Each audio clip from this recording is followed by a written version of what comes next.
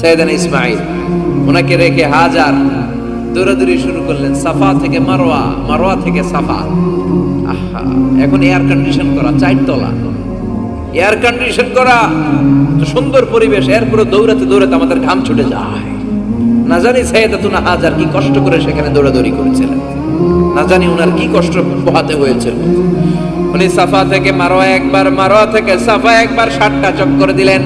এই 7টা চক্কর, এই দৌড়াদৌড়িটা আল্লাহর কাছে এত ভালো লেগেছে, কিয়ামত পর্যন্ত সব হাজীদের জন্য এই জায়গায় দৌড়াদৌড়ি করাটা আল্লাহ ওয়াজিব করে দিয়েছে।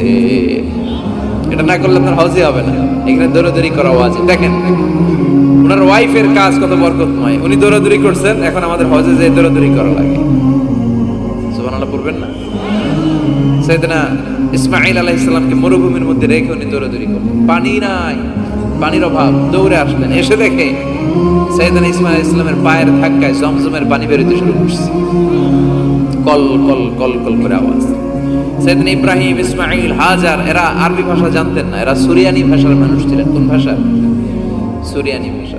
তো পানি দেখে হাজার খুব অবাক, কিরে এত সুন্দর পানি, এই পানি তো মরুভূমির বালিতে লেগে সব শুকিয়ে যাবে, পানি যাতে না শুকায় উনি বালি চারদিক দিয়ে উঁচু করে এরকম বাঁধ দিতে লাগলেন। বাঁধ দিচ্ছেন আর ওনার সুরিয়ানি ভাষায় বলতে লাগলেন জাম জাম, মানে হচ্ছে থাম থাম, জাম মানে স্টপ, থাম থাম, কেফ, আরে পানি চলে যাস না, চলে গেলে তো পানি ব্যবহার করতে পারবো না, জাম জাম জাম জাম। ওনার মুখনিসৃত এই জাম জাম শব্দ দুইটা আল্লাহর এত ভালো লাগলো, কিয়ামত পর্যন্ত এই কুয়ার নাম আল্লাহ জামজামের কুয়া বানাই দিলেন। এটার নাম বিইরু জামজাম। বিষ্ণু বললেন মা উ জামজাম লিমা শুরিবা লাহু, এই জামজামের পানির এত বরকত, যেই রোগের নিয়ত করে এই পানি খাবেন ওই রোগ থেকে শেফা দিবে কে?